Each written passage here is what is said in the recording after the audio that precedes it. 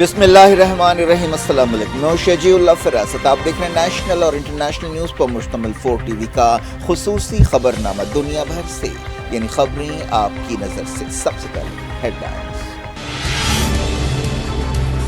غزہ میں سویلینز پر اسرائیل کی بھیانک بمباری، 48 گھنٹوں میں 390 جاں بحق، کئی مقامات پر لڑائی۔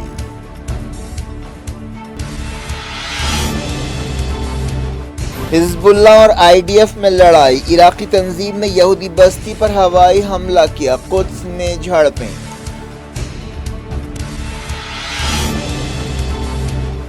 غزہ پر سیکیورٹی کونسل کی قرارداد نرم، فوری جنگ بندی کا مطالبہ نہیں، انسانی مدد اور امن کے حالات پیدا کرنے پر زور۔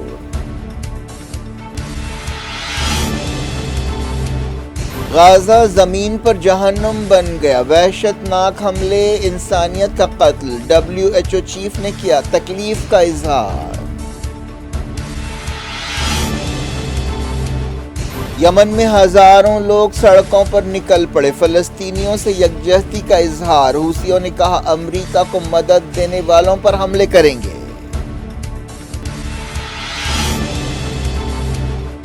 مڈل ایسٹ کے موجودہ حالات میں سعودی عرب کی فوجی ضرورتیں بڑھیں، امریکہ ہتھیاروں کی پابندی نرم کرے گا۔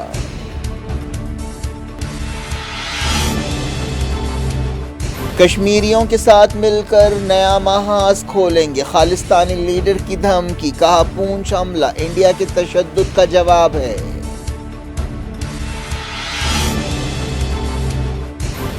ساکشی ملک نے ریسلنگ چھوڑی، اب بجرنگ پونیا نے پدم شری واپس کرنے کا کیا اعلان۔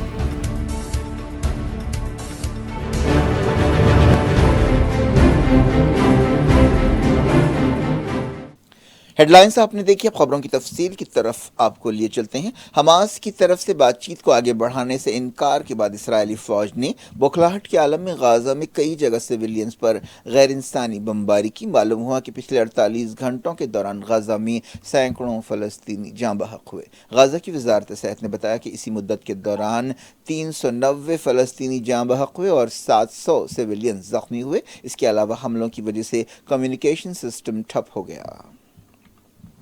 7 اکتوبر کے بعد سے اسرائیل کے حملوں میں جاں بحق فلسطینیوں کی تعداد 20,000 سے زیادہ ہے، ان میں زیادہ تر عورتیں اور بچے ہیں۔ جنگ کے 10 ہفتے پورے ہو چکے ہیں۔ اس جنگ کی وجہ سے غزہ کے 80% سے زیادہ لوگ بے گھر ہو چکے ہیں اور پورا علاقہ تباہ ہو چکا ہے۔ غزہ کی وزارت صحت نے بتایا کہ اس نے اب تک 20,057 شہادتوں کو نوٹ کیا ہے، لیکن یہ نہیں بتایا گیا کہ ان میں فلسطینی مزاحمت کار کتنے ہیں۔ 7 اکتوبر کے بعد سے اسرائیل اندھا دھند بمباری کر رہا ہے، جس کی وجہ سے سویلینز بری طرح متاثر ہو رہے ہیں۔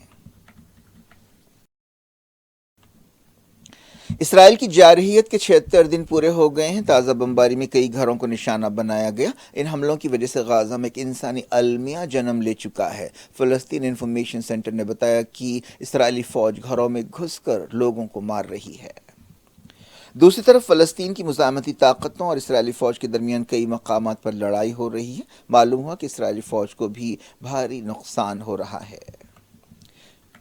دوسری طرف حزب اللہ نے نارتھ اسرائیل میں کئی جگہ حملے کیے۔ جب سے جنگ شروع ہوئی ہے، لبنان سرحد کے قریب ہی حزب اللہ فائٹرز اور اسرائیلی سپاہیوں کے درمیان جھڑپیں ہو رہی ہیں۔ حماس نے ایک دن پہلے کہا تھا کہ جب تک غزہ میں جارحیت بند نہیں کی جاتی، ہوسٹیجز کی رہائی کے بارے میں کوئی بات چیت نہیں ہوگی۔ اسرائیل نے حملے روکنے سے انکار کر دیا۔ اسرائیلی فوج نے سینٹرل غزہ کے علاقے بریدی کے فلسطینیوں سے کہا ہے کہ وہ ساؤتھ کی طرف چلے جائیں۔ اس طرح اس علاقے میں بھاری بمباری کے اندیشے پیدا ہوئے ہیں۔ دوسری طرف نارتھ اسرائیل میں کئی راکٹ داغے گئے۔ اسرائیلی فوج نے لبنان میں حزب اللہ کو نشانہ بنایا۔ اسرائیل نے بریجی ریفیوجی کیمپ پر بمباری کی۔ جمعے کی اس بمباری میں کم سے کم 2 فلسطینی جاں بحق ہوئے۔ رفح میں ایک سویلین کار پر بمباری کی گئی۔ جبالیہ ریفیوجی کیمپ پر بھی حملہ کیا گیا، جس میں ایک ہی خاندان کے 16 ارکان جاں بحق ہوئے۔ مغربی کنارے میں بھی جھڑپیں ہو رہی ہیں۔ جنین میں اسرائیلی فوج کے ایک دھاوے کے دوران 3 فلسطینی زخمی ہوئے۔ زمینی آپریشن میں مرنے والے اسرائیلی فوجیوں کی تعداد بڑھ کر کم سے کم 139 ہو گئی ہے۔ غازہ کے حالات کا اثر دوسرے علاقوں پر پڑ رہا ہے۔ یروشلم یا قدس میں کئی مقامات پر اسرائیلی فورسز اور فلسطینیوں کے درمیان جھڑپیں ہوئیں۔ جمعے کو ان جھڑپوں سے تناؤ کافی بڑھ گیا۔ سوشل میڈیا پر جھڑپوں کی ویڈیوز سامنے آئے ہیں۔ بعض ویڈیوز میں دیکھا جا سکتا ہے کہ اسرائیلی سپاہی نماز پڑھنے کے لیے آنے والوں کو روک رہے ہیں اور ان کا پیچھا کر رہے ہیں۔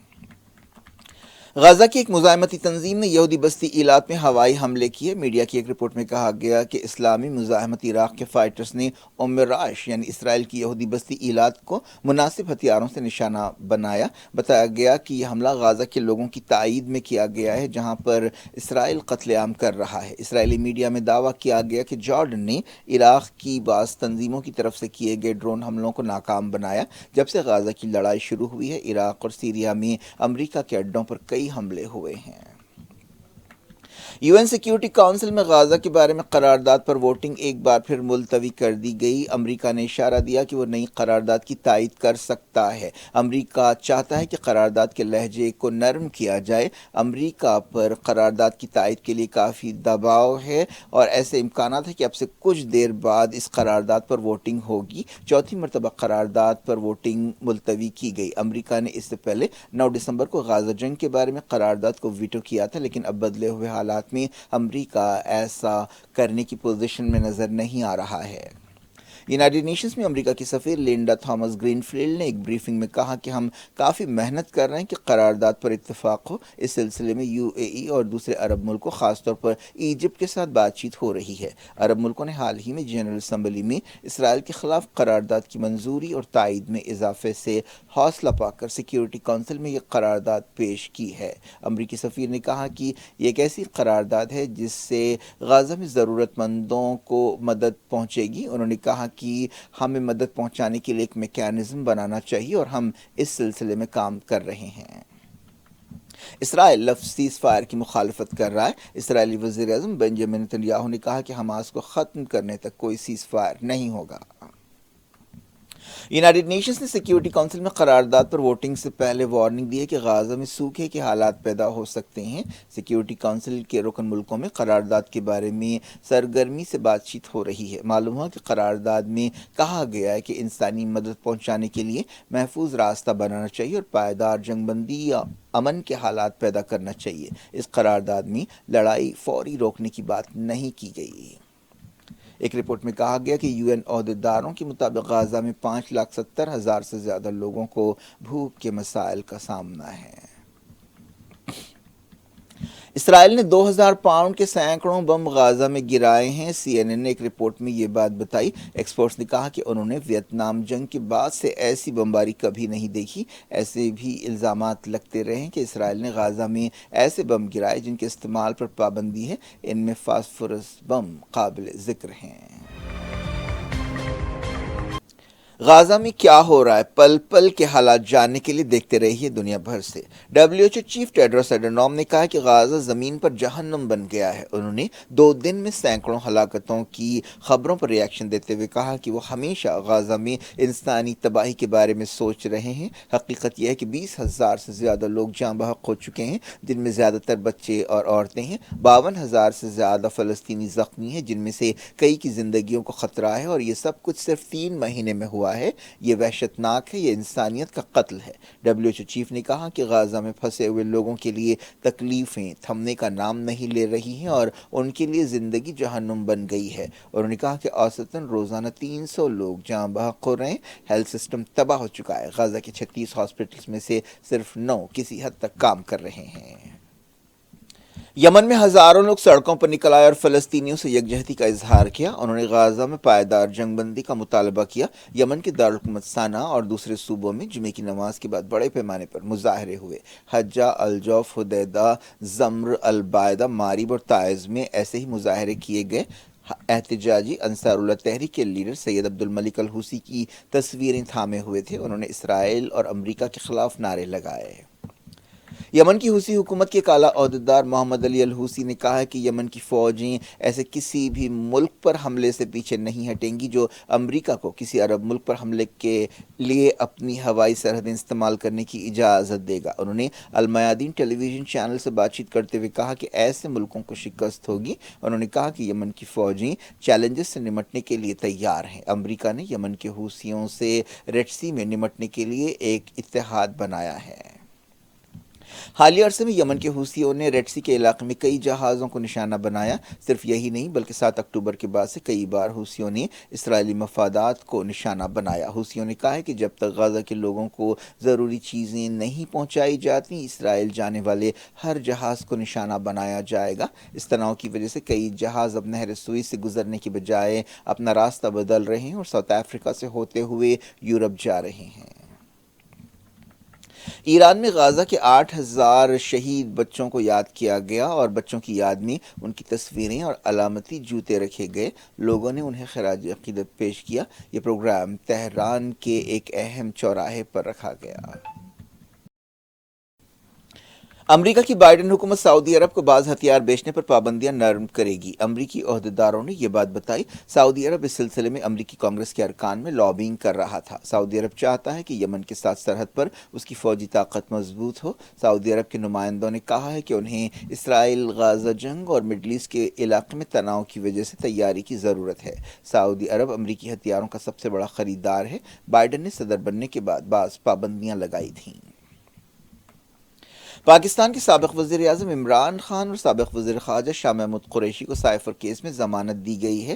پاکستان سپریم کورٹ نے پی ٹی آئی لیڈرز کو 10 لاکھ روپے کی شیورٹیز پر ضمانت دی۔ خصوصی عدالت نے پچھلے ہفتے اڈیالہ جیل میں سائفر کیس کی سنوائی شروع کی تھی۔ عمران خان اور قریشی کے خلاف چارج شیٹ داخل کی گئی ہے۔ ضمانت کی منظوری کے باوجود عمران خان جیل سے رہا نہیں ہوں گے کیونکہ انہیں دوسرے کیسوں کا بھی سامنا ہے۔ اس بارے میں اندیشے پائے جاتے ہیں کہ کیا وہ الیکشن لڑ سکیں گے۔ چیک ریپبلک کے دارالحکومت پراگ میں شوٹنگ کے واقعے کے لیے ذمہ دار شخص نے اپنے آپ کو گولی مار لی۔ پولیس نے یہ بات بتائی۔ اس بندوق بردار نے پراگ یونیورسٹی میں 14 لوگوں کو ہلاک کیا تھا اور جب پولیس آفیسرز اس کے قریب پہنچ رہے تھے اس نے اپنے آپ کو بھی گولی مار لی۔ یہ واقعہ چارلس یونیورسٹی کے فیکلٹی آف آرٹس بلڈنگ میں پیش آیا۔ ایسا سمجھا جا رہا ہے کہ اس بندوق بردار نے ایک دوسرے مقام پر اپنے باپ کو بھی گولی ماری۔ حملہ آور کی پہچان 24 سالہ ڈیوڈ کوراک کی حیثیت سے کی گئی ہے۔ چیک پریزیڈنٹ فرینو پاول نے قومی سوگ کا اعلان کیا ہے۔ خالصتانی لیڈر گرپتونت سنگھ پنو نے کشمیری ملیٹنٹ تنظیموں کے ساتھ مل کر ایک نیا محاذ کھولنے کی دھمکی دی ہے۔ پنو حالیہ عرصے میں انڈیا اور کینیڈا کے درمیان سفارتی تنازع کی وجہ رہا ہے۔ خود کو خالصتان کشمیر ریفرنڈم فرنٹ کا ترجمان بتاتے ہوئے سکھ فار جسٹس کے لیڈر نے کہا کہ جمعرات کو انڈین سپاہیوں پر حملہ کشمیریوں کے خلاف انڈیا کے تشدد کا نتیجہ ہے۔ ایک دن پہلے پونچھ میں ملیٹنٹس کے ایک حملے میں 5 انڈین سولجرز ہلاک ہوئے تھے۔ پنو نے کہا کہ انڈیا نے کشمیر پر قبضہ کیا ہے جو عالمی سطح پر ایک ڈسپیوٹڈ علاقہ ہے جہاں پر انڈین آرمی کئی دہوں سے نسل کشی کر رہی ہے۔ آج انڈین آرمی کو کشمیر کے مجاہدین آزادی کے ہاتھوں مار کھانی پڑی ہے کیونکہ تشدد یا وائلنس ہمیشہ وائلنس کو جنم دیتا ہے۔ فرانس کے صدر ایمینوئل میکرون 26 جنوری کو ریپبلک ڈے پریڈ میں مہمان خصوصی ہوں گے۔ عہدیداروں نے یہ بات بتائی۔ اس سے پہلے امریکی صدر جو بائیڈن کو دعوت دی گئی تھی لیکن انہوں نے کہا ہے کہ وہ جنوری میں نئی دہلی کا دورہ کرنے کی پوزیشن میں نہیں ہے، اسی لیے اب فرینچ صدر کو دعوت دی گئی ہے۔ ساکشی ملک کی طرف سے ریسلنگ چھوڑنے کے اعلان کے بعد ایک اور ٹاپ ریسلر بجرنگ پونیا نے کہا ہے کہ وہ اپنا پدم شری ایوارڈ واپس کر رہے ہیں۔ ریسلنگ فیڈریشن آف انڈیا کے صدر کی حیثیت سے سابق صدر برج بھوشن شرن سنگھ کے ایک وفادار کے چناؤ پر احتجاج کرتے ہوئے ان لوگوں نے یہ کارروائی کی۔ برج بھوشن کے خلاف ریسلرز نے سیکسول ہراسمنٹ کے الزامات لگائے تھے۔ بجرنگ پونیا نے ٹویٹ کیا کہ میں پدم شری ایوارڈ وزیر اعظم کو واپس کر رہا ہوں۔ ایک دن پہلے برج بھوشن کے قریبی ساتھی سنجے سنگھ کے چناؤ پر ساکشی ملک، بجرنگ پونیا اور ونیش پھوگٹ نے ایک پریس کانفرنس سے خطاب کیا تھا جس میں ساکشی ملک نے احتجاج کے طور پر کھیل چھوڑنے کا اعلان کیا تھا۔ اس موقع پر روتے ہوئے انہوں نے کہا تھا کہ ہم نے اپنے دل سے لڑائی لڑی، لیکن اگر برج بھوشن اور اس کے بزنس پارٹنر اور قریبی ساتھی صدر بنتے ہیں تو میں ریسلنگ چھوڑ رہی ہوں، آج سے آپ مجھے میٹ پر نہیں دیکھیں گے۔ کئی دوسرے ریسلرز نے بھی ایسے ہی خیالات کا اظہار کیا۔ انہوں نے کہا کہ ریسلنگ کا مستقبل اندھیرے میں ہے۔ کیا کچھ ہو رہا ہے آپ کی دنیا میں؟ آخر میں ہیڈ لائنز دنیا بھر سے ایک بار پھر دیکھتے ہیں۔ غزہ میں سویلینز پر اسرائیل کی بھیانک بمباری، 48 گھنٹوں میں 390 جاں بحق، کئی مقامات پر لڑائی۔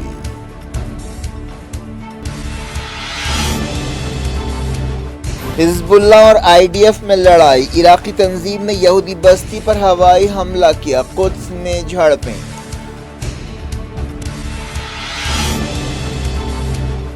غزہ پر سیکیورٹی کونسل کی قرارداد نرم، فوری جنگ بندی کا مطالبہ نہیں، انسانی مدد اور امن کے حالات پیدا کرنے پر زور۔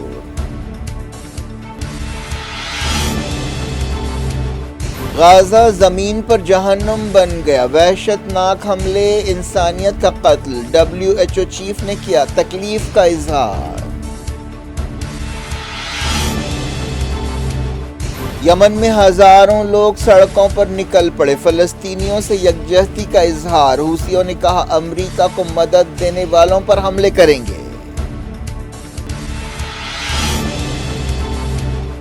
مڈل ایسٹ کے موجودہ حالات میں سعودی عرب کی فوجی ضرورتیں بڑھیں، امریکہ ہتھیاروں کی پابندی نرم کرے گا۔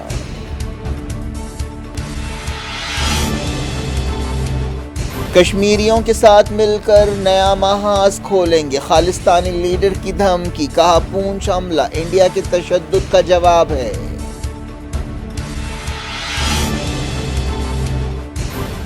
ساکشی ملک نے ریسلنگ چھوڑی، اب بجرنگ پونیا نے پدم شری واپس کرنے کا کیا اعلان۔